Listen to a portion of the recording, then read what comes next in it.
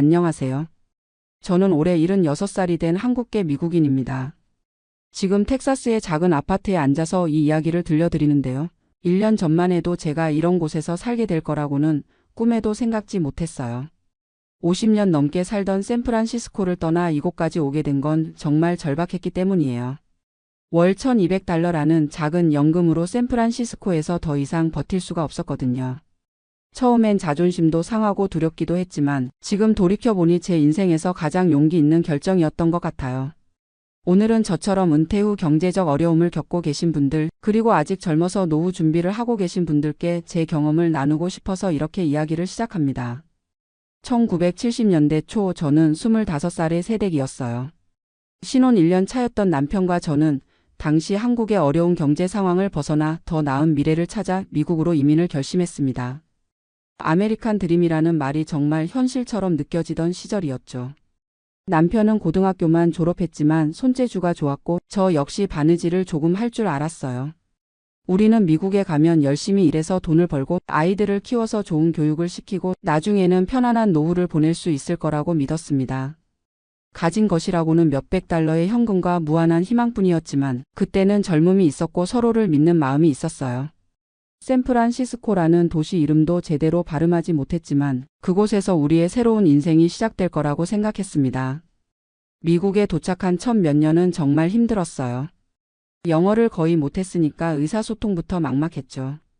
병원에 가도 은행에 가도 심지어 장을 보러 가도 모든 게 어려웠어요. 처음에는 남편의 먼 친척이 운영하는 작은 아파트 지하실에서 살았는데 창문도 제대로 없는 곳이었지만 그래도 감사했어요. 남편은 건설 현장에서 막일을 시작했고 저는 차이나타운 근처의 의류 공장에서 미싱일을 했습니다. 하루에 12시간씩 일해도 받는 돈은 얼마 안 됐지만 그래도 한국에서보다는 나았어요. 무엇보다 여기서는 열심히 일하면 언젠가는 더 나아질 거라는 희망이 있었거든요. 영어 공부는 TV를 보면서 혼자 했어요. 미국 드라마나 뉴스를 보면서 따라 말하고 모르는 단어는 사전을 찾아가며 노트에 적었습니다. 몇 년이 지나면서 우리는 샌프란시스코의 리치몬드 지역에 정착하게 됐어요. 그곳은 한인들이 많이 사는 동네였거든요. 처음으로 한국 사람들과 이웃이 되니까 얼마나 반갑던지요. 김치 냄새, 된장찌개 냄새가 나는 아파트 복도를 걸으면 마음이 따뜻해졌어요.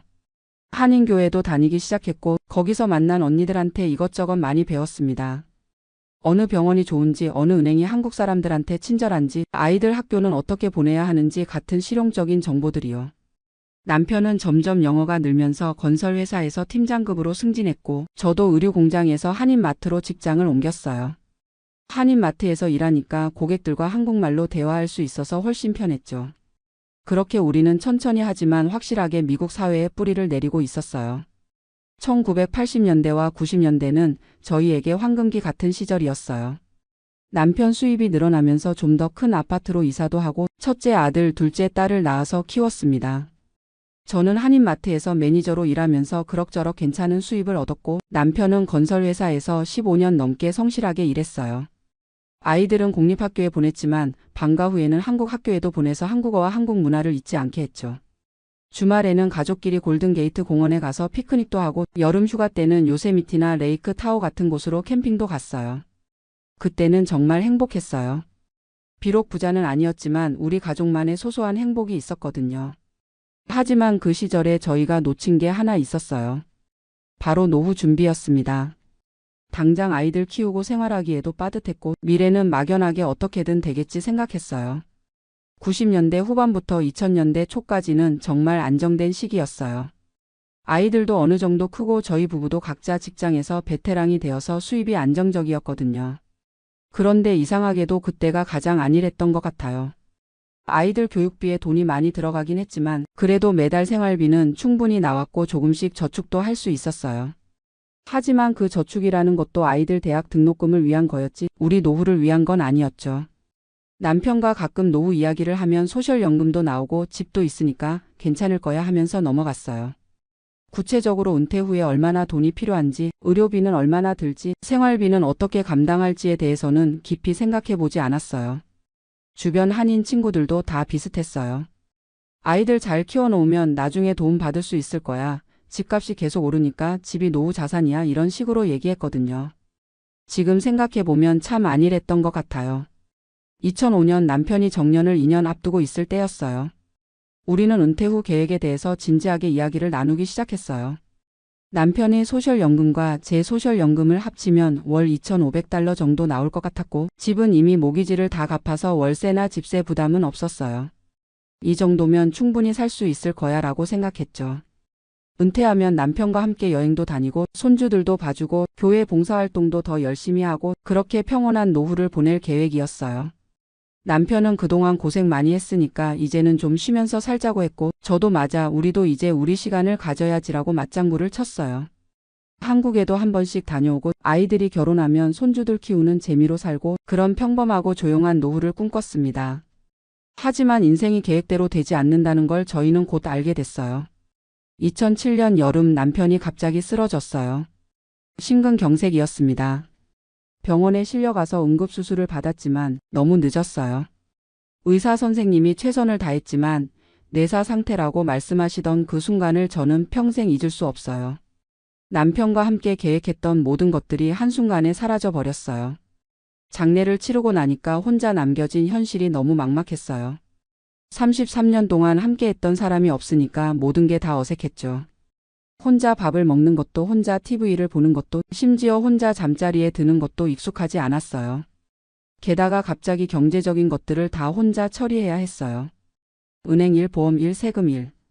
그동안 남편이 다 해주던 것들을 혼자서 배워가며 해야 했죠. 친구들과 교회 사람들이 많이 도와주셨지만 결국 제 인생은 제가 책임져야 하는 거였어요.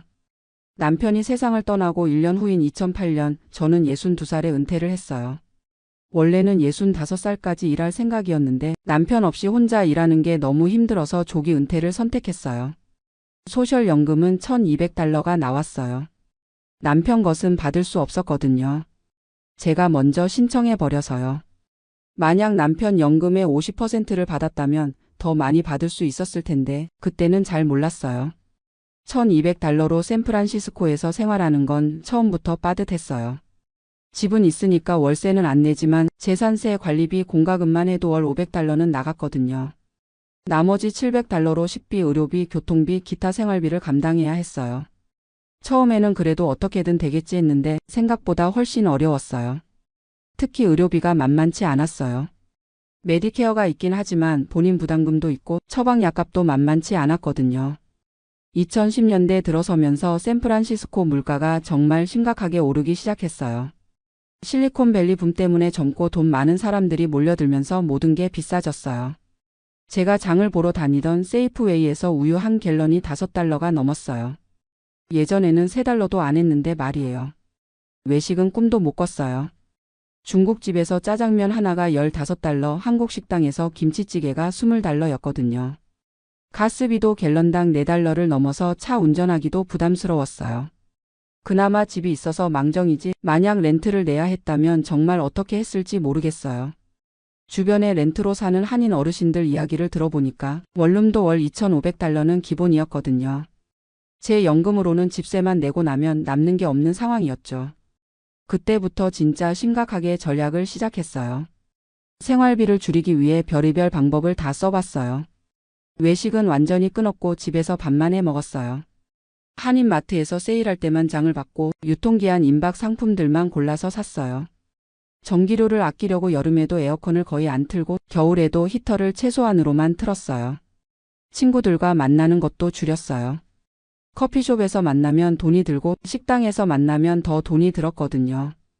대신 집에서 만나거나 공원에서 산책하면서 이야기하는 식으로 바꿨어요. 옷은 구딜이나 세이브웨이션 아미 같은 중고 매장에서만 샀고 미용실도 한인타운에서 가장 싼 곳으로 갔어요. 그렇게 절약하고 절약해도 매달 적자였어요. 은행에 조금씩 모아둔 돈을 조금씩 빼서 쓰고 있었는데 그것도 언젠가는 바닥날 거라는 생각에 불안했어요. 2018년 가을 정말 큰 충격을 받은 일이 있었어요. 집주인한테서 편지가 온 거예요.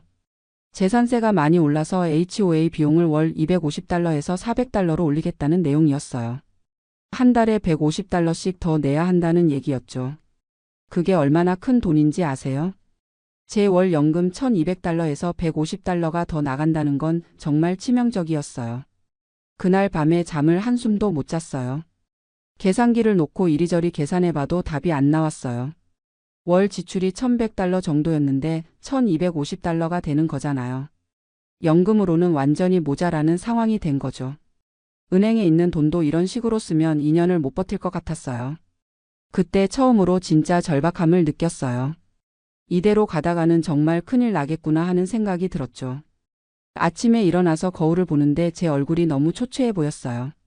스트레스 때문에 살도 많이 빠지고 잠도 제대로 못 자고 있었거든요.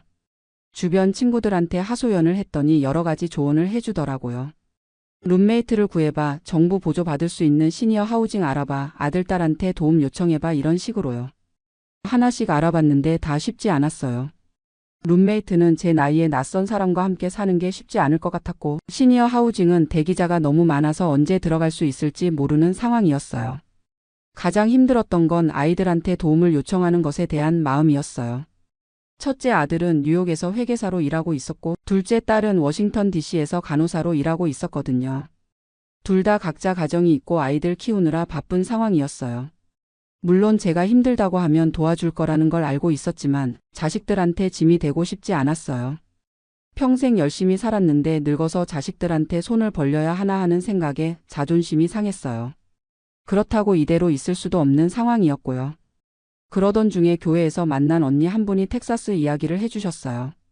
거기는 생활비가 정말 저렴해 세금도 없고 집값도 싸라고 하시는 거예요. 처음에는 제가 이 나이에 어떻게 이사를 해요 했는데 그분이 요즘은 인터넷으로 다 알아볼 수 있어 한번 찾아봐라고 하시더라고요. 집에 와서 컴퓨터를 켜고 텍사스 생활비에 대해 찾아봤어요. 손녀가 가르쳐준 구글 검색을 이용해서 말이에요. 정말 놀라웠어요. 텍사스는 주정부 소득세가 없고 집값도 샌프란시스코의 절반 이하였어요. 특히 한인들이 많이 사는 휴스턴이나 달라스 지역을 보니까 시니어 아파트 월세가 $800에서 $1,000 정도였어요. 샌프란시스코에서는 상상도 못할 가격이었죠. 식료품 가격도 훨씬 저렴하고 가스비, 전기료도 다 쌌어요. 계산기를 두드려 보니까 텍사스에서는 제 연금 $1,200로도 충분히 생활할 수 있을 것 같았어요. 아니, 충분히가 아니라 여유 있게 살 수 있을 것 같았어요. 하지만 막상 이사를 결심하는 건 쉽지 않았어요. 50년 넘게 살던 곳을 떠난다는 게 말처럼 간단한 일이 아니었거든요. 샌프란시스코에는 제 모든 추억이 담겨 있었어요. 남편과 함께 신혼살림을 차렸던 첫 아파트, 아이들을 키웠던 집, 매주 다니던 교회, 단골 한인마트, 친구들과 산책하던 공원. 이 모든 걸 뒤로하고 낯선 곳으로 간다는 게 두려웠어요. 만약에 텍사스에서 적응하지 못하면 어떻게 하지? 친구도 없는 곳에서 혼자 어떻게 살지? 병원은 어디로 가야 하고 한인마트는 있기나 한 건지? 이런 걱정들이 밤마다 저를 잠 못 들게 했어요. 그런데 한편으로는 이대로 샌프란시스코에 있으면 정말 큰일 날 것 같았어요. 매달 적자가 나는 상황에서 언젠가는 집까지 팔아야 할지도 몰랐거든요. 그러면 정말 갈 곳이 없어지는 거였어요. 차라리 지금이라도 용기를 내서 변화를 시도해보자는 생각이 들었어요. 2019년 봄 드디어 결심을 했어요. 텍사스로 이사를 가기로요. 아이들한테 전화해서 이야기했더니 둘 다 놀라면서도 지지해줬어요. 엄마 결정을 따르겠다. 경제적으로 힘들면 차라리 그게 나을 것 같다고 했어요. 친구들은 반응이 엇갈렸어요. 어떤 분들은 나이가 몇인데 그런 모험을 해라고 말리셨고 어떤 분들은 용감하다 나도 생각해 볼게라고 하셨어요. 교회에서는 송별 모임도 해주셨어요. 50년 가까이 다닌 교회를 떠나는 게 가장 아쉬웠어요. 목사님이 어디를 가시든 하나님이 함께 하실 테니까 걱정 마세요라고 격려해 주셨어요. 이사 준비를 하면서 가장 힘들었던 건 물건을 정리하는 거였어요. 50년 동안 모은 온갖 물건들을 다 가져갈 수는 없었거든요. 남편의 옷들, 아이들 어릴 때 물건들, 오래된 사진들. 하나하나가 다 추억이었는데 대부분 버려야 했어요. 가구도 큰 것들은 다 팔고 꼭 필요한 것들만 이삿짐 트럭에 실었어요. 집은 부동산 중개업체에 맡겨서 팔기로 했어요. 다행히 샌프란시스코 부동산 시장이 좋아서 생각보다 좋은 가격에 팔렸어요. 2019년 9월 드디어 텍사스행 비행기에 몸을 맡겼어요. 샌프란시스코 공항에서 마지막으로 금문교를 바라보면서 눈물이 났어요. 정말 이게 마지막 일까? 하는 생각이 들었거든요. 하지만 새로운 시작이야 할 수 있어라고 스스로를 다독였어요. 텍사스 달라스에 도착했을 때의 첫 인상은 정말 다르구나였어요. 일단 공항부터가 엄청나게 크고 하늘이 샌프란시스코보다 훨씬 넓어 보였어요. 날씨도 완전 달랐어요. 9월인데도 덥고 습했거든요. 샌프란시스코는 9월이면 선선한데 말이에요. 미리 구해놓은 임시 숙소에서 며칠 지내면서 본격적으로 집을 구하기 시작했어요. 인터넷으로 봤을 때와 실제로 보는 것은 또 달랐어요. 하지만 놀라운 건 정말 가격이 저렴하다는 거였어요. 샌프란시스코에서 월 2,500달러짜리 원룸 수준의 아파트를 여기서는 800달러에 구할 수 있었어요. 게다가 주차장도 무료고 수영장이며 피트니스 센터 같은 시설들도 다 무료로 이용할 수 있었어요. 처음 몇 주는 정말 혼란스러웠어요.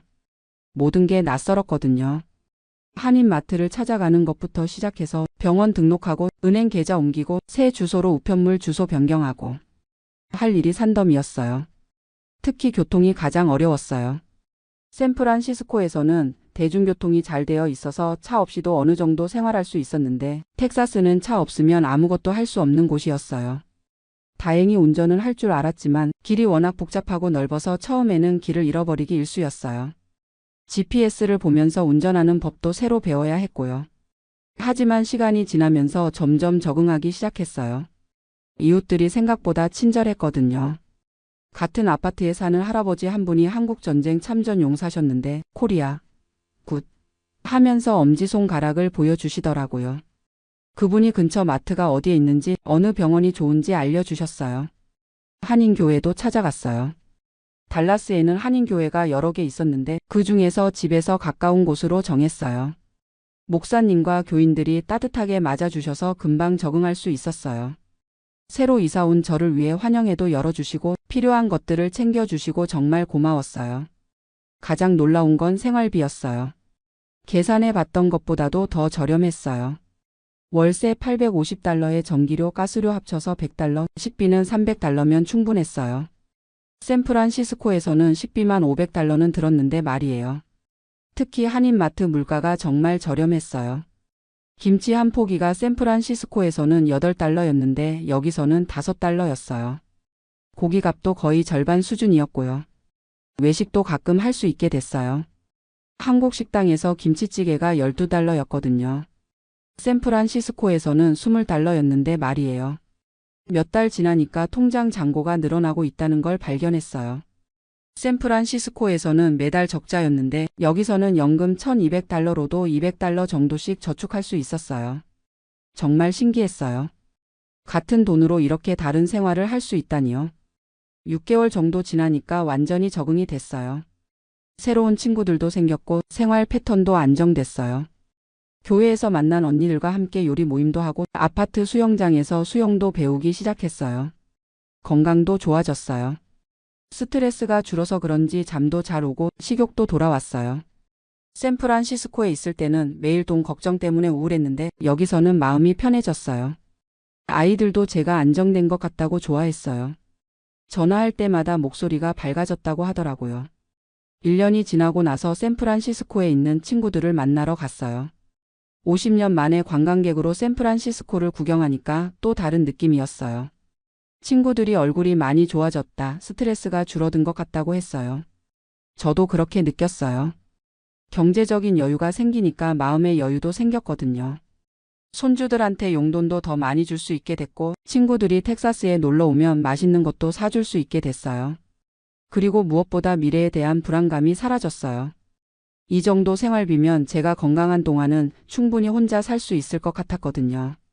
텍사스에 온 지 2년이 되어가는 지금 저는 정말 감사한 마음으로 살고 있어요. 물론 샌프란시스코가 그립기도 해요. 특히 안개 낀 금문교나 피셔맨즈 워프의 바다 냄새 같은 것들이요.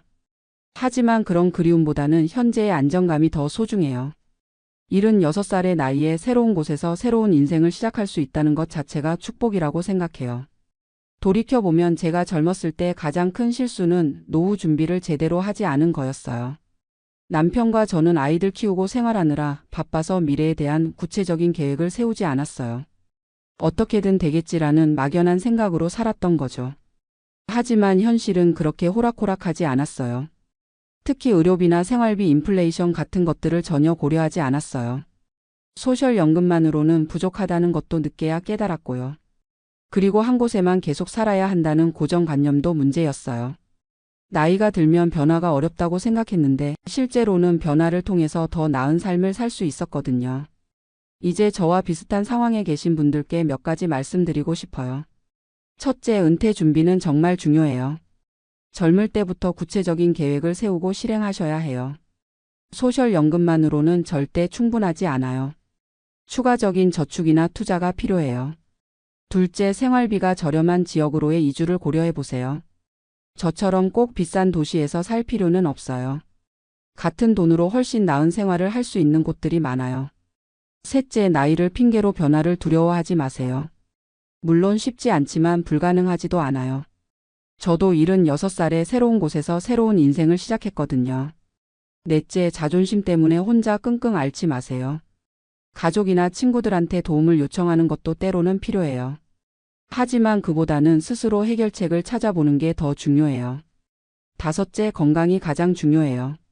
건강해야 어떤 변화든 시도할 수 있어요. 평소에 운동도 하고 건강 관리도 잘 하세요. 저는 이제 텍사스에서의 새로운 인생을 즐기고 있어요. 매일 감사한 마음으로 살고 있고 남은 인생을 의미 있게 보내려고 노력하고 있어요. 여러분도 어떤 어려움에 처하시더라도 포기하지 마시고 용기를 내어 새로운 길을 찾아보세요. 인생은 마지막까지 변화할 수 있고 더 나아질 수 있어요. 제 이야기가 비슷한 고민을 하고 계신 분들께 조금이라도 도움이 됐으면 좋겠어요. 감사합니다. 안녕하세요. 저는 올해 63세가 된 김성호라고 합니다. 캘리포니아에서 30년 넘게 살다가 작년에 애리조나로 이사 온 한인입니다. 오늘 제가 이렇게 사연을 보내는 이유는 많은 분들이 소셜 시큐리티 언제 받을지 고민하시는데 제가 62세에 조기 수령한 경험을 나누고 싶어서입니다. 작년 5월 제 62번째 생일이 지나고 한 달 뒤에 소셜 시큐리티를 신청했습니다. 첫 번째 연금이 계좌에 들어왔을 때의 기분을 아직도 생생하게 기억합니다. 기대했던 것보다 적은 금액이었지만 그래도 확실한 월 수입이 생겼다는 안도감이 컸어요. 제가 받고 있는 금액은 월 1,847달러입니다. 처음 온라인으로 예상 금액을 확인했을 때는 67세 기준으로 2,639달러였는데 62세에 받으니까 약 30%가 깎여서 이 정도가 되었습니다. 많은 분들이 궁금해 하실 텐데 실제로 이 돈으로 어떻게 사는지 솔직하게 말씀드리겠습니다. 저는 1961년에 한국에서 태어났습니다. 1989년에 28세의 나이로 미국에 왔으니까 벌써 35년이 되었네요. 처음엔 유학생으로 왔다가 졸업 후 취업비자를 받아 일하기 시작했고 1995년에 영주권을 받았습니다. 시민권은 2001년에 취득했어요. 첫 직장은 로스앤젤레스 근처의 작은 엔지니어링 회사였습니다. 전자공학을 전공한 저에게는 꽤 좋은 기회였어요. 월급은 처음에 2,800달러 정도였는데 당시로서는 나쁘지 않은 수준이었습니다. 그 회사에서 7년 정도 일하다가 더 큰 회사로 이직했습니다. 1996년에 지금의 아내 미경이와 결혼했습니다. 아내도 한국에서 온 이민자였고 병원에서 엑스레이 기사로 일했어요. 신혼 초기에는 둘 다 열심히 일해서 월 합산 소득이 6,000달러 정도 되었습니다. 그때가 제 인생에서 가장 희망찬 시기였던 것 같아요. 첫째 아들 지훈이가 1998년에 태어나고 둘째 딸 지영이가 2000년에 태어났습니다. 아이들이 태어나면서 지출이 크게 늘었지만 그래도 저희는 꿈이 있었어요. 좋은 학군에 집을 사서 아이들을 잘 키우겠다는 목표가 있었거든요. 2002년에 토렌스에 있는 3베드룸 타운하우스를 45만 달러에 샀습니다. 다운 페이먼트로 9만 달러를 넣고 30년 모기지를 받았어요. 월 페이먼트가 보험과 세금 포함해서 2,650달러 정도였는데 당시 저희 소득으로는 부담스러웠지만 감당할 만했습니다. 제가 두 번째로 이직한 회사는 항공우주 관련 엔지니어링 업체였습니다. 거기서 15년 정도 일했는데 연봉이 차츰 올라서 2010년 즈음에는 8만 5천 달러 정도 받았어요. 하지만 2008년 금융위기 때 정말 힘들었습니다. 회사에서 레이오프가 있었고 저는 다행히 살아남았지만 월급이 동결되었어요. 그 시기에 집값도 많이 떨어졌습니다. 45만 달러에 산 집이 한때 28만 달러까지 떨어졌을 때는 정말 절망적이었어요. 모기지 페이먼트는 그대로인데 집값은 모기지 잔액보다 훨씬 낮으니까 언더워터 상태가 되었던 거죠. 아내도 그 시기에 병원에서 시간이 줄어들었습니다. 풀타임에서 파트타임으로 바뀌면서 소득이 절반으로 줄었어요. 가족 전체 소득이 월 7,000달러에서 5,500달러로 떨어지면서 정말 힘들었습니다. 그래도 저희는 버텼습니다. 아이들 교육비를 줄일 수도 없었고 집을 팔 수도 없는 상황이었으니까요. 그때부터 진짜 전략 생활이 시작되었어요. 외식은 거의 하지 않았고 휴가도 몇 년간 포기했습니다. 2017년에 세 번째 회사로 이직했습니다. 좀 더 안정적인 제조업체였는데 연봉이 92,000달러까지 올랐어요. 그때가 제 커리어에서 가장 높은 연봉이었습니다. 하지만 나이가 56세였으니까 새로운 환경에 적응하는 게 쉽지 않았어요. 그 무렵 집값이 다시 오르기 시작했습니다. 2018년경에는 저희 집이 65만 달러 정도 되었고 2020년에는 75만 달러까지 올랐어요. 모기지 잔액이 15만 달러 정도 남아 있었으니까 드디어 상당한 에쿼티가 생긴 거죠. 아이들은 이미 다 컸습니다. 지훈이는 UC 어바인을 졸업하고 IT 회사에 취직했고 지영이는 간호학과를 나와서 로스앤젤레스의 병원에서 일하고 있어요. 둘 다 독립해서 자기 길을 잘 가고 있었습니다. 2020년 팬데믹이 시작되면서 제 인생에 큰 변화가 왔습니다. 회사에서 재택근무를 하게 되면서 굳이 비싼 캘리포니아에 살 필요가 있나 하는 생각이 들기 시작했어요. 특히 제가 60세가 되면서 은퇴에 대해 진지하게 고민하기 시작했습니다. 그때 저희 401k 계좌에는 약 42만 달러가 있었어요. 30년 넘게 꾸준히 넣었지만 솔직히 넉넉한 은퇴를 하기에는 부족한 금액이었습니다.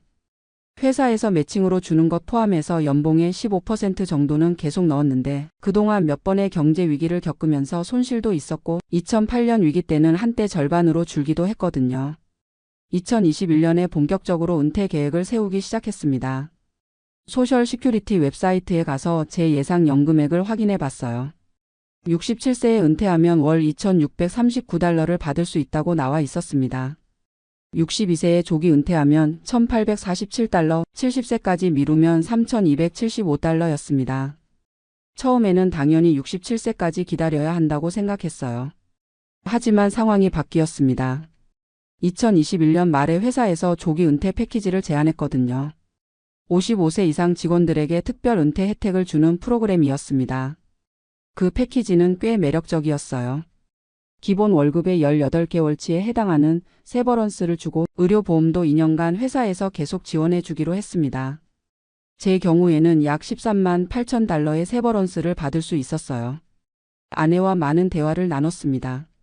아내는 아직 59세였고 병원에서 계속 일할 수 있었어요. 그녀의 소득이 월 4,200달러 정도 되었으니까 제가 일을 그만두더라도 당분간은 괜찮을 것 같았습니다. 가장 큰 결정 요인은 이사였습니다. 캘리포니아 집값이 너무 올라서 저희 집이 2021년 말에 85만 달러까지 올랐어요. 모기지는 거의 다 갚아서 12만 달러만 남아 있었고요. 그 집을 팔고 애리조나로 이사가면 훨씬 저렴하게 살 수 있겠다는 계산이 나왔습니다. 애리조나 피닉스 근처를 여러 번 다녀왔어요. 거기서 괜찮은 집을 35만 달러 정도에 살 수 있었거든요. 캘리포니아 집을 팔면 70만 달러 정도 현금이 남는데 그중 35만 달러로 애리조나에서 집을 현금으로 사고 나머지 35만 달러는 투자하거나 비상금으로 저축해 두는 거죠. 2022년 3월에 조기 은퇴 패키지를 받고 퇴사했습니다. 그리고 5월에 캘리포니아 집을 실제로 83만 달러에 팔았어요. 시장이 조금 식어서 예상보다는 적었지만 그래도 모기지 상환하고 리얼터 수수료 내고 나니까 약 68만 달러가 남았습니다. 애리조나로 이사한 것은 정말 잘한 결정이었어요. 피닉스에서 동쪽으로 30분 정도 떨어진 메사라는 도시에 집을 샀는데 3베드룸 2화장실에 차고 2개짜리 단독주택을 32만 달러에 현금으로 샀습니다. 캘리포니아 집보다는 조금 작지만 마당도 넓고 새로 리모델링된 깔끔한 집이었어요. 이사 비용이나 새 집 가구 사는 비용 등을 다 포함해서 약 5만 달러 정도 들었으니까 결국 30만 달러 정도가 순현금으로 남았습니다. 그 돈은 CD에 20만 달러, 주식 인덱스 펀드에 10만 달러 정도 분산 투자했어요. 2022년 5월 18일 제 62번째 생일 다음 달에 소셜 시큐리티를 신청했습니다. 온라인으로 신청하는 과정은 생각보다 간단했어요. 필요한 서류들을 업로드하고 신청서를 작성하는데 1시간 정도 걸렸습니다. 약 6주 뒤인 7월에 첫 번째 연금이 들어왔어요. 정확히 1,847달러. 예상했던 금액이지만 실제로 계좌에 입금된 걸 보니까 기분이 묘했습니다. 앞으로 평생 매월 이 돈을 받는다는 게 실감이 났거든요. 솔직히 말하면 조금 실망스러웠어요. 35년간 미국에서 성실하게 일하고 세금 냈는데 고작 $1847라니. 하지만 곧 생각을 바꿨습니다. 어차피 확정된 수입이고 나중에 인플레이션 조정도 받으니까 나쁘지 않다고요. 현재 저희 가게 상황을 말씀드리면 제 소셜 시큐리티 $1847에 아내 병원 수입 $4200 그리고 401k에서 매월 $1500씩 인출하고 있습니다. CD와 주식 투자에서 나오는 이자나 배당금이 월 $800 정도 되고요. 총 월 수입이 $8347 정도입니다. 애리조나로 이사 온 후 생활비가 많이 줄었어요. 우선 모기지가 없으니까 주거비가 프로퍼티 텍스와 보험료, 유틸리티 비용만 월 $800 정도입니다. 캘리포니아에 있을 때는 모기지 페이먼트만 $2400였는데 말이죠. 식료품비도 애리조나가 더 저렴해요. 월 $600 정도면 충분하고 외식도 캘리포니아보다 30%는 싸요.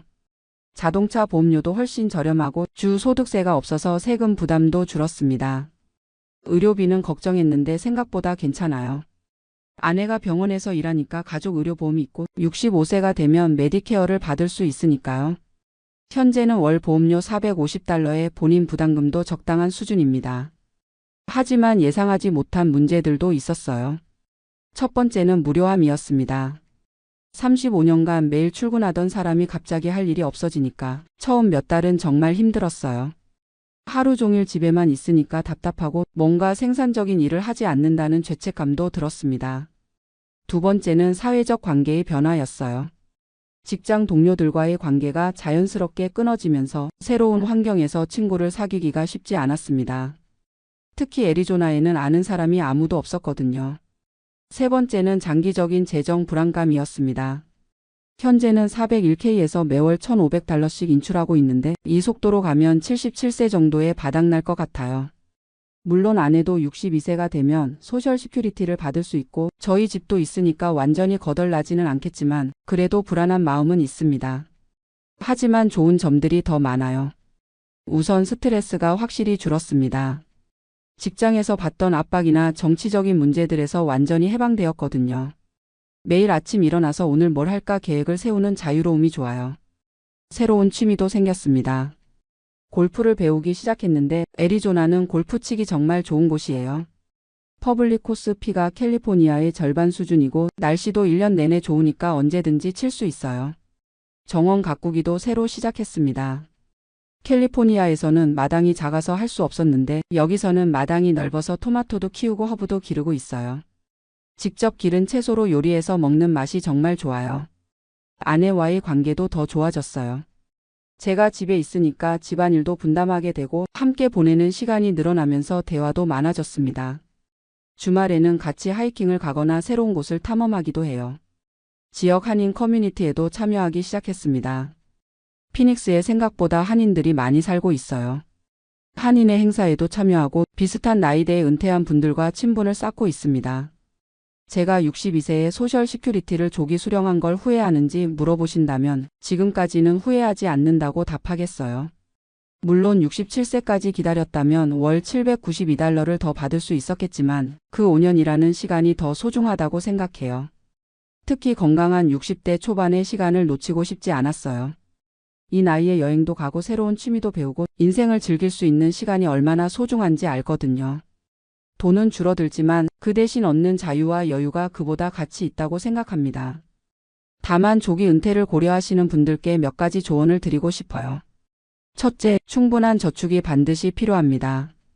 소셜 시큐리티만으로는 편안한 생활이 어려워요. 401k나 개인 저축이 최소 $400만 는 있어야 안심할 수 있을 것 같습니다. 둘째, 주거비를 줄이는 것이 정말 중요해요. 저희처럼 모기지를 다 갚거나 더 저렴한 지역으로 이사하는 것을 고려해 보세요. 월 주거비가 $1000 이하로 내려가면 부담이 확실히 줄어듭니다. 셋째, 의료보험을 꼼꼼히 확인하세요. 65세 전까지는 개인적으로 보험을 유지해야 하는데 이 비용이 만만치 않아요. 배우자가 직장에 다녀서 가족보험이 있다면 정말 다행이고요. 넷째, 새로운 루틴과 목표를 만들어야 해요. 갑자기 할 일이 없어지면 우울해질 수 있거든요. 취미든 봉사활동이든 무언가 의미 있는 활동을 찾아보세요. 다섯째, 경제적 여유가 있다면 재정 플래너와 상담해 보세요. 세금 최적화나 투자 전략 같은 것들을 전문가와 논의하면 도움이 됩니다. 저도 작년에 한번 상담받았는데 유용했어요. 제가 받는 소셜 시큐리티 $1,847, 이 금액이 많다고 할 수는 없어요. 하지만 확실한 수입이라는 게 정말 큰 의미가 있습니다. 매월 첫 번째 수요일에 계좌에 입금되는 걸 확인할 때마다 미국이라는 나라에 감사한 마음이 들어요. 35년간 성실하게 일하고 세금 낸 대가로 이제 평생 이 돈을 받을 수 있다는 게 정말 고마워요. 물론 더 많았으면 좋겠지만 기본적인 생활비는 충분히 커버할 수 있는 수준이에요. 요즘은 매일 아침 6시에 일어나서 커피 한 잔 마시며 신문을 읽어요. 그 다음에는 30분 정도 동네를 산책하고 오전에는 정원 일이나 집안 정리를 합니다. 오후에는 골프를 치러 가거나 친구들과 만나고 저녁에는 아내와 함께 요리해서 먹어요. 이런 일상이 단조로워 보일 수도 있지만 저에게는 정말 소중한 시간들이에요. 직장 다닐 때는 항상 쫓기듯 살았는데 이제는 제 속도대로 살 수 있거든요. 물론 가끔은 돈에 대한 걱정이 들기도 해요. 인플레이션이 계속 오르고 있고 의료비도 나이가 들수록 더 들 텐데 과연 이 돈으로 충분할까 하는 생각이 들거든요. 하지만 그런 걱정을 너무 많이 하지 않으려고 노력해요. 어차피 미래는 아무도 모르는 거니까 현재를 충실하게 사는 게 더 중요하다고 생각해요.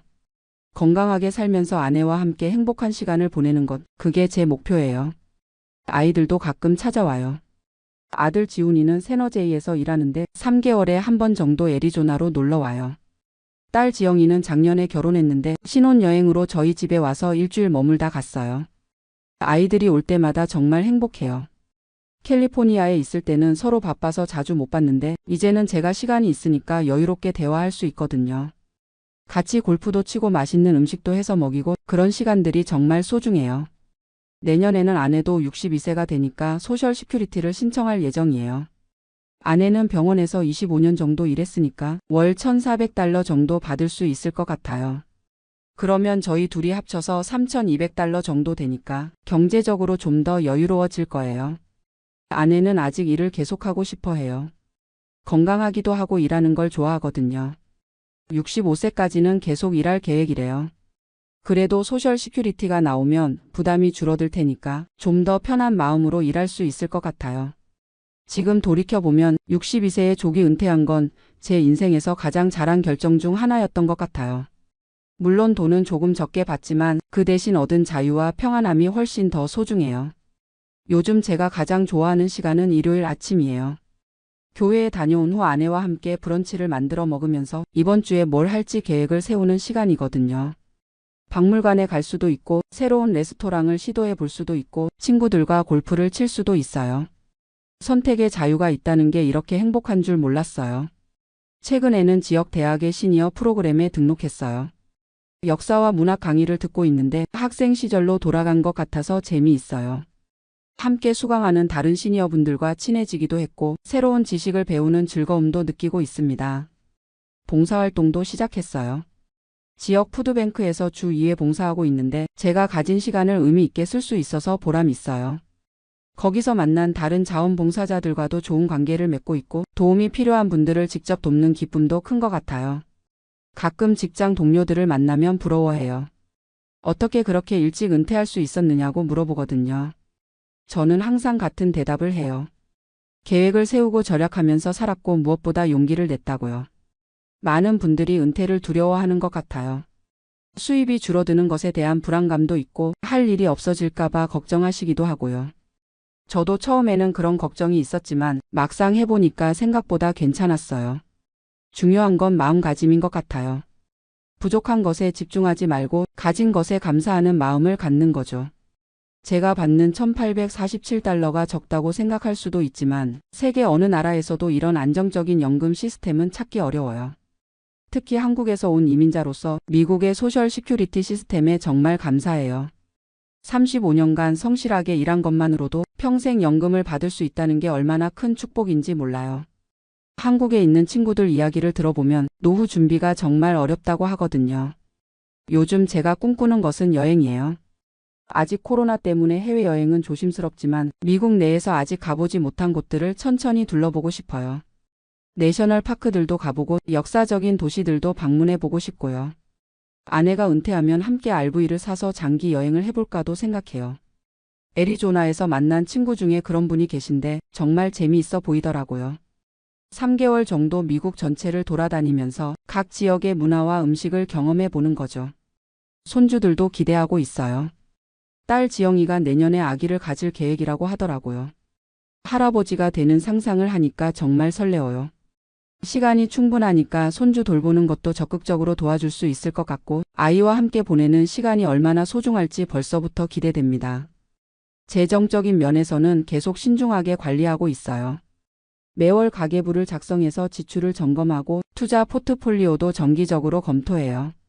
401k에서 인출하는 금액도 시장 상황에 따라 조절하고 있고 필요하면 지출을 줄이는 것도 고려할 준비가 되어 있어요. 하지만 너무 인색하게 살지는 않으려고 해요. 돈을 아끼기 위해 인생을 즐기지 못한다면 조기 은퇴한 의미가 없잖아요. 적당한 선에서 절약하면서도 하고 싶은 일들은 하면서 살고 있어요. 예를 들어 외식은 일주일에 한두 번 정도 하고 골프도 퍼블릭 코스에서만 치지만 즐겁게 하고 있어요. 여행도 럭셔리하게 하지는 않지만 1년에 두세 번 정도는 새로운 곳을 가보려고 해요. 건강 관리에도 더 신경 쓰게 되었어요. 시간이 있으니까 규칙적으로 운동할 수 있고 식사도 더 건강하게 준비할 수 있거든요. 매일 아침 30분씩 걷기 운동을 하고 주 3회는 피트니스 센터에 가서 근력 운동도 해요. 정기 건강검진도 빠뜨리지 않고 받고 있어요. 나이가 들수록 건강이 가장 중요한 자산이라는 걸 실감해요. 아무리 돈이 있어도 건강하지 않으면 의미가 없잖아요. 다행히 지금까지는 큰 문제 없이 건강하게 지내고 있어서 감사해요. 이제 63세가 된 저에게 소셜 시큐리티 $1,847는 단순한 수입 이상의 의미가 있어요. 그 돈은 제가 35년간 미국에서 성실하게 살아온 증거이고 앞으로도 안정적으로 살아갈 수 있다는 보장이에요. 액수가 크지 않다고 실망하시는 분들도 계실 텐데 저는 이렇게 생각해요. 소셜 시큐리티는 노후 생활의 기초가 되는 돈이지 전부가 되어서는 안 된다고요. 나머지는 개인적인 저축과 투자로 채워나가야 하는 거죠. 만약 지금 40대이시거나 50대 초반이시라면 은퇴 계획을 진지하게 세워보시기 바랍니다. 401k에 최대한 많이 넣으시고 회사에서 매칭해 주는 것도 꼭 받으세요. 또한 생활비를 줄일 수 있는 방법들도 미리 고민해 보시고요. 특히 주거비 부담을 줄이는 것이 정말 중요해요. 모기지를 빨리 갚거나 은퇴 후에 더 저렴한 지역으로 이사하는 것도 좋은 방법이에요. 저희처럼 캘리포니아에서 애리조나로 이사한 것만으로도 생활비가 월 $1,500 정도 줄었거든요. 그리고 소셜 시큐리티를 언제 받을지도 신중하게 결정하세요. 개인의 건강 상태, 가족 상황, 재정 상태를 종합적으로 고려해서 판단하시면 됩니다. 무조건 67세까지 기다리는 게 최선은 아니에요. 저처럼 62세에 조기 수령하는 것도 나쁘지 않은 선택일 수 있어요. 다만 충분한 준비가 되어 있어야 한다는 전제하에서 말이죠. 월 생활비가 $3,000 이하로 내려갈 수 있고 추가 수입원이 있다면 충분히 고려해 볼 만해요. 마지막으로 제가 하고 싶은 말은 은퇴가 끝이 아니라 새로운 시작이라는 것입니다. 직장에서의 정체성을 벗어나서 진짜 자신이 원하는 삶을 살 수 있는 기회거든요.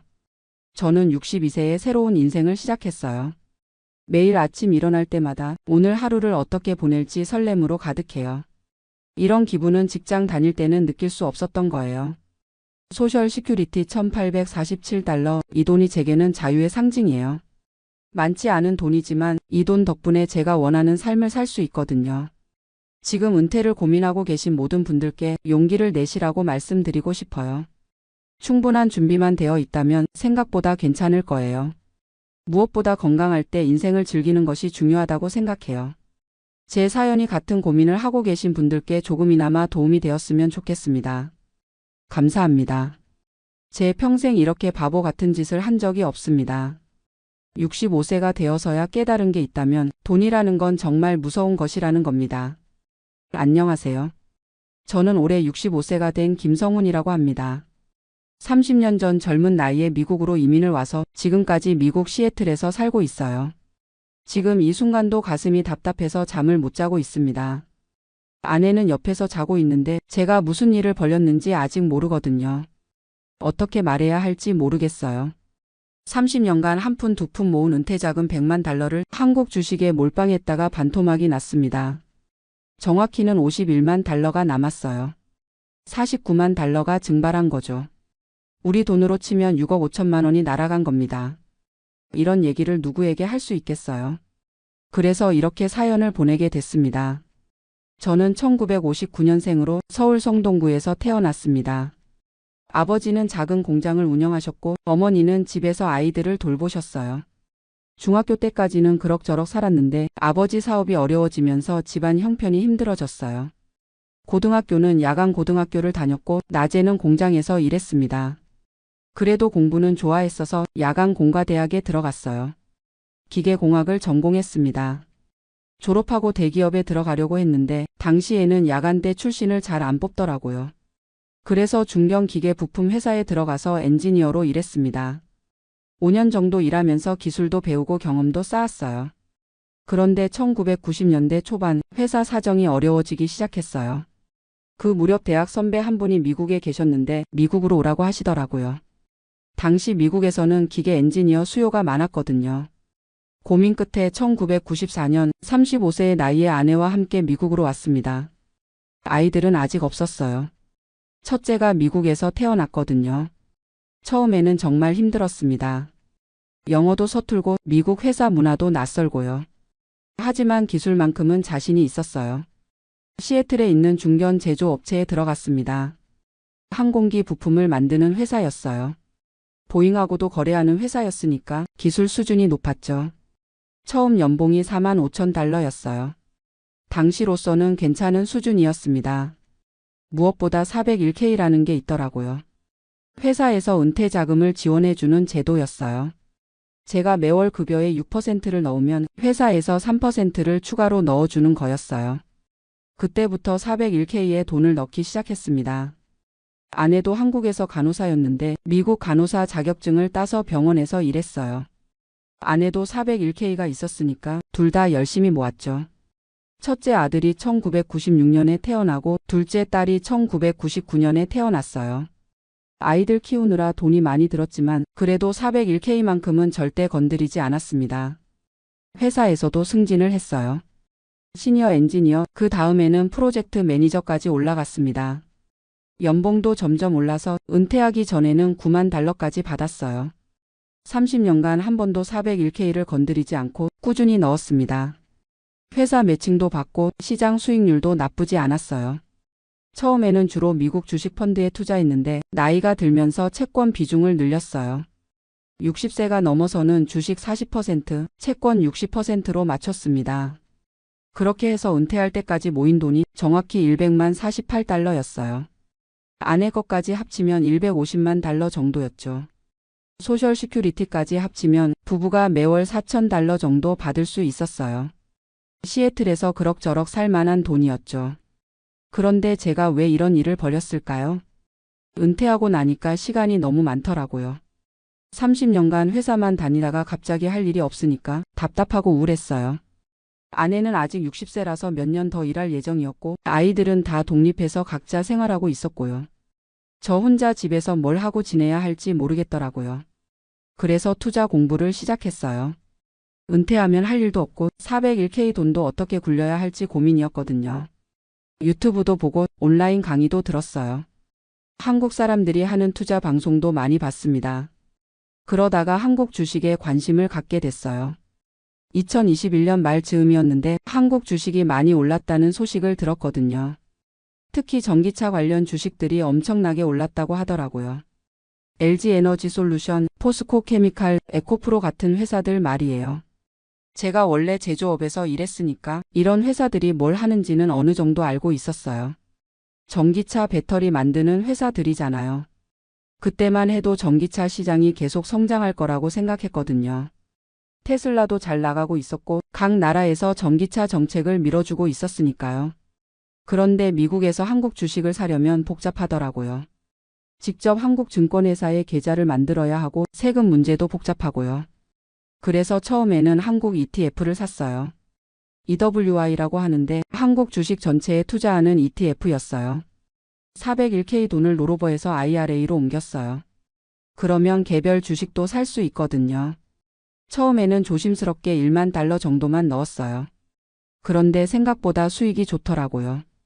2022년 초에 산 한국 ETF가 몇 달 만에 15% 정도 올랐어요. 그때부터 욕심이 생겼습니다. ETF 말고 개별 주식을 사면 더 많이 벌 수 있을 거라고 생각했어요.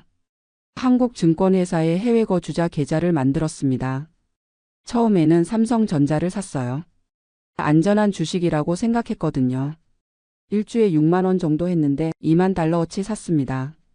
그 다음에는 LG에너지솔루션을 샀어요. 상장한 지 얼마 안 된 회사였는데 전기차 시장 성장으로 많이 오를 거라고 판단했거든요. 처음에는 정말 잘 됐어요. 2022년 여름까지는 제가 산 주식들이 계속 올랐거든요. 삼성전자는 7만 원까지 올랐고 LG에너지솔루션은 50만 원을 넘기기도 했어요. 그때 제 계좌 평가액이 한 6만 달러 정도였는데 8만 달러까지 올랐어요. 한 달 만에 2만 달러를 번 거죠. 그 맛을 본 이후로는 더 과감해졌어요. 401k 돈을 조금씩 더 옮겨서 투자했습니다. 10만 달러, 20만 달러 이런 식으로 점점 늘려갔어요. 아내는 그때도 일하고 있어서 제가 뭘 하는지 자세히 몰랐어요. 그냥 투자 공부하고 있다고만 했거든요. 2022년 말까지는 정말 잘 됐어요. 제 계좌에 40만 달러 정도 들어 있었는데 평가액이 55만 달러까지 올랐습니다. 15만 달러를 번 거예요. 그때 생각이 이참에 크게 한번 해보자는 거였어요. 어차피 나이도 많고 다시 돈 벌 기회도 별로 없으니까 401k 돈을 다 넣어서 큰 돈을 벌어보자고 생각했습니다. 그래서 2023년 초에 401k 돈을 거의 다 옮겼어요. 80만 달러를 추가로 넣었습니다. 총 120만 달러가 제 한국 주식 계좌에 들어간 거죠. 그때만 해도 자신만만했어요. 한국 경제가 회복되고 전기차 시장도 계속 성장할 거라고 믿었거든요. 특히 중국 시장이 열리면서 한국 배터리 회사들이 큰 돈을 벌 거라고 생각했어요. CATL이라는 중국 배터리 회사와 경쟁하면서 기술력으로 이길 수 있을 거라고 봤습니다. 그런데 2023년 봄부터 분위기가 이상해지기 시작했어요. 중국 경제가 생각보다 안 좋다는 소식이 들리고 전기차 시장 성장세도 둔화된다는 얘기가 나왔어요. 처음에는 일시적인 조정이라고 생각했어요. 주식시장은 원래 올랐다 내렸다 하는 거니까 조금 기다리면 다시 오를 거라고 믿었습니다. 그런데 계속 떨어지더라고요. 삼성전자가 6만 원대로 떨어지고 LG에너지솔루션은 40만 원대까지 내려갔어요. 그래도 팔지 않고 버텼습니다. 일단 투자한 돈이니까 손절하기가 아까웠거든요. 그리고 한국 주식을 공부하면서 정말 좋은 회사들이 많다는 걸 알았어요. 삼성전자나 SK하이닉스 같은 반도체 회사들, 현대차나 기아 같은 자동차 회사들 다 세계적인 경쟁력을 갖고 있는 회사들이잖아요. 특히 반도체 분야에서는 한국이 세계 1, 2위를 다투고 있으니까 장기적으로는 분명히 오를 거라고 생각했어요. 그래서 더 샀습니다. 물타기를 한 거죠. 주가가 떨어질 때마다 조금씩 더 샀어요. SK하이닉스도 샀고 현대차도 샀고 포스코홀딩스도 샀어요. 한국의 대표 기업들이니까 안전할 거라고 생각했거든요.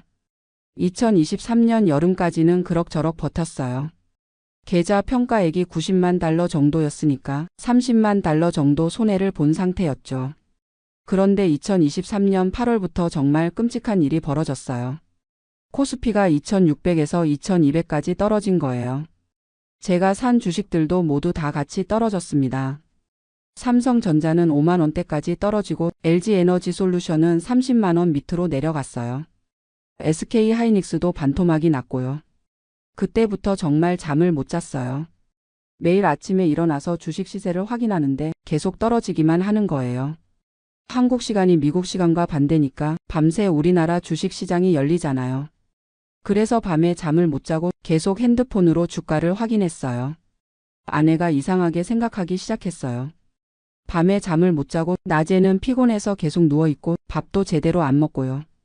그래도 아직 정확한 얘기는 하지 못했어요.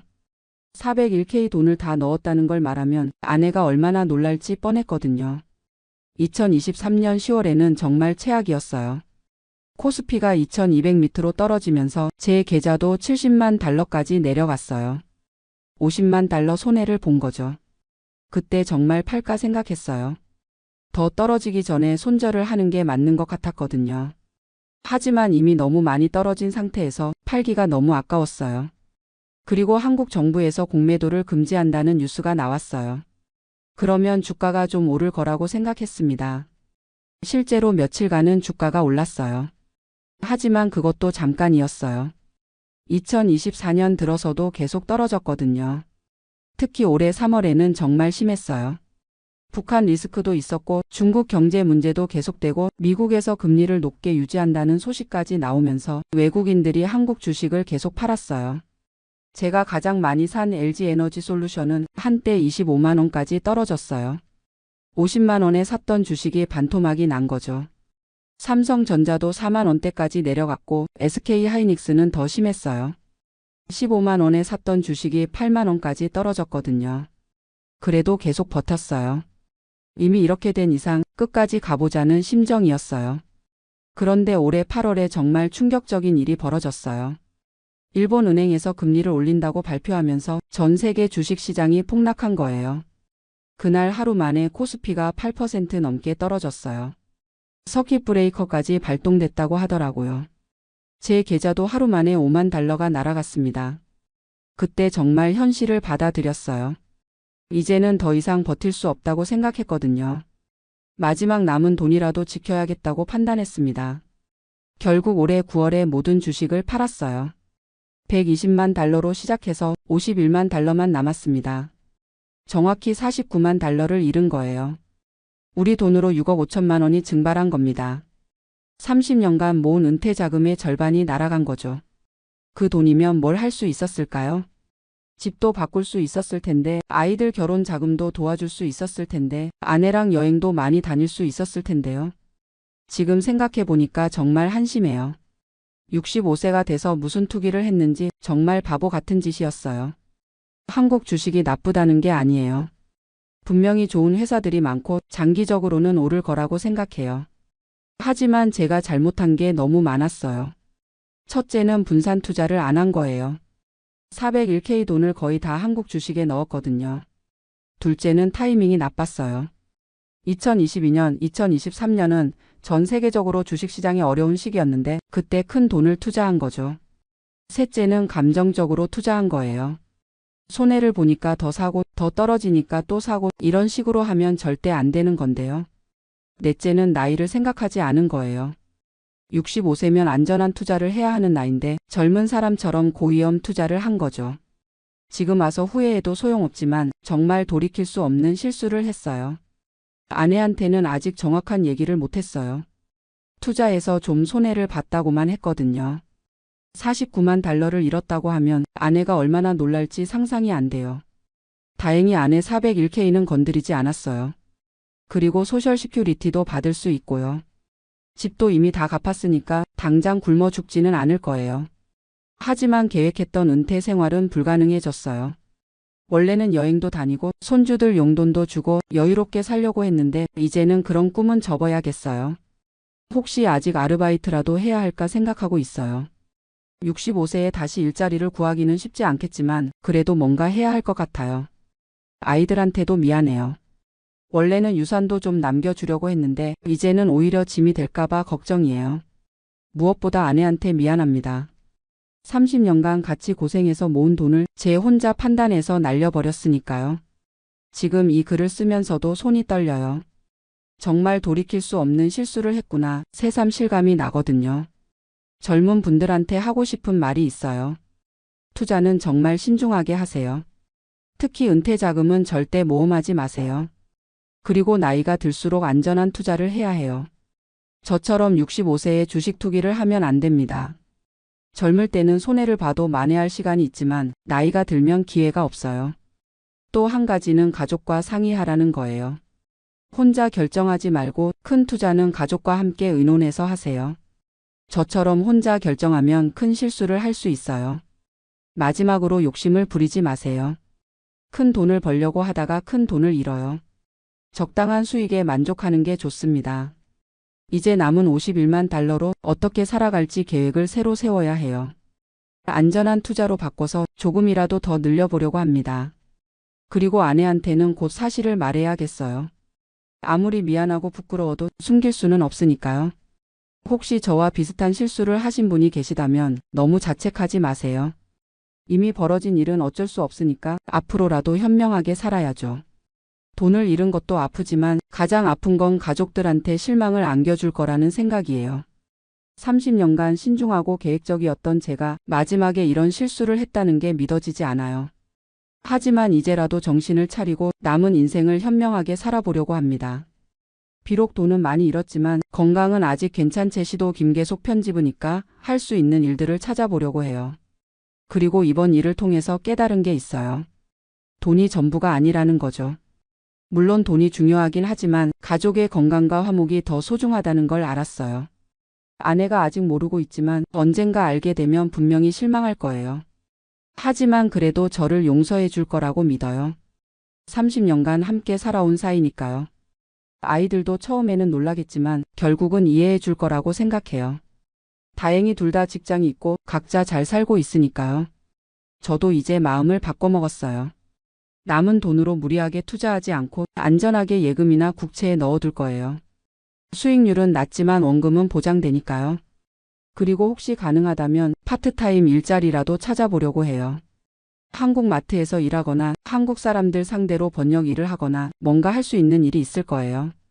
나이가 많긴 하지만 아직 건강하고 경험도 많으니까 어딘가에서는 필요로 할 거라고 생각해요. 무엇보다 이제는 가족과 더 많은 시간을 보내려고 해요. 돈 걱정 때문에 스트레스 받고 혼자 끙끙 앓는 대신에 가족들과 솔직하게 얘기하고 함께 해결책을 찾아보려고 합니다. 손주들도 이제 조금씩 큰데 할아버지로서 해줄 수 있는 일들이 많을 거예요. 돈은 많이 못 줘도 시간과 관심은 줄 수 있잖아요. 그리고 한국과의 인연도 다시 생각해보게 됐어요. 투자 때문에 한국에 관심을 갖게 됐는데 비록 돈은 잃었지만 고향에 대해 더 많이 알게 된 건 수학이에요. 코로나 때문에 못 갔지만 언젠가 다시 한국에 가보고 싶어요. 이번에는 투자 목적이 아니라 순수하게 고향을 보러 가고 싶습니다. 서울도 많이 바뀌었을 테고 어린 시절 살던 동네도 어떻게 됐는지 궁금해요. 비록 돈은 별로 없지만 검소하게라도 여행할 수 있을 거예요. 이번 일로 제 자신에 대해서도 많은 걸 알았어요. 겉으로는 신중하고 계획적인 사람이라고 생각했는데 실제로는 욕심도 많고 감정적인 면도 있더라고요. 특히 손해를 보면 그걸 만회하려고 더 큰 모험을 하는 성격이라는 걸 깨달았어요. 이런 성격이 투자에는 독이 되는 거였죠. 앞으로는 이런 제 성격을 잘 알고 큰 결정을 할 때는 더 신중하게 하려고 해요. 그리고 혼자 결정하지 말고 반드시 가족과 상의하겠습니다. 지금 생각해보면 왜 그때 아내한테 얘기를 안 했을까 후회돼요. 아내가 말렸다면 이런 일은 없었을 텐데 제 고집 때문에 혼자 결정한 거죠. 아내는 저보다 훨씬 현실적이거든요. 간호사로 일하면서 여러 사람들을 봐왔으니까 세상을 보는 눈이 저보다 냉정해요. 만약 그때 아내한테 상의했다면 분명히 너무 위험하다, 조금씩만 해봐라라고 했을 거예요. 하지만 저는 그런 조언을 듣기 싫었던 거죠. 큰 돈을 벌어서 아내를 놀라게 해주고 싶었거든요. 그 욕심이 결국 독이 됐어요. 이제는 정말 겸손해졌습니다. 65세에 이런 교훈을 얻게 될 줄 몰랐어요. 나이가 들어서도 배울 게 많다는 걸 깨달았습니다. 젊은 분들이 이 사연을 듣고 교훈을 얻으셨으면 좋겠어요. 저 같은 실수는 하지 마세요. 특히 은퇴 자금만큼은 정말 조심해서 다루세요. 한 번 잃으면 다시 만회하기 어려워요. 저는 이제 65세니까 새로 돈을 벌 기회가 많지 않지만 젊은 분들은 아직 시간이 있으니까 신중하게 하시기 바랍니다. 그리고 투자를 하더라도 절대 한 곳에 몰빵하지 마세요. 분산 투자가 정말 중요해요. 저처럼 한국 주식에만 몰빵하면 위험해요. 또 하나는 감정적으로 투자하지 말라는 거예요. 손해를 보면 더 사고 이익을 보면 더 욕심을 내고 이런 식으로 하면 결국 큰 손해를 봐요. 미리 계획을 세우고 그 계획대로 차근차근 하는 게 좋아요. 저처럼 충동적으로 하면 안 됩니다. 마지막으로 가족과의 소통이 정말 중요해요. 큰 돈이 걸린 결정은 혼자 하지 마시고 반드시 가족과 상의하세요. 가족이 여러분의 가장 좋은 조언자예요. 지금 이 순간에도 아내가 옆에서 자고 있는데 내일 아침에는 정말 솔직하게 얘기해야겠어요. 49만 달러를 잃었다는 것도 앞으로 어떻게 살아갈지도요. 물론 아내가 많이 놀라고 실망할 거예요. 하지만 이제라도 솔직하게 얘기하고 함께 해결책을 찾는 게 맞다고 생각해요. 혼자 끙끙 앓으면서 스트레스 받는 것보다는 가족과 함께 현실을 받아들이고 새로운 계획을 세우는 게 낫겠죠. 비록 돈은 많이 잃었지만 아직 건강하고 가족도 있으니까 다시 시작할 수 있을 거라고 생각해요. 물론 예전 같은 여유로운 은퇴 생활은 어렵겠지만 그래도 검소하게나마 행복하게 살 수 있을 거예요. 이 사연을 들으시는 분들도 저 같은 실수는 하지 마시고 행복한 노후를 준비하시기 바랍니다. 돈도 중요하지만 건강과 가족이 더 소중하다는 걸 잊지 마세요. 저는 돈을 잃고 나서야 이걸 깨달았지만 여러분은 미리 알아두시기 바랍니다. 긴 이야기를 들어주셔서 감사합니다. 이렇게 얘기하고 나니까 마음이 좀 가벼워지네요. 내일부터는 정말 새로운 마음으로 남은 인생을 현명하게 살아보겠습니다.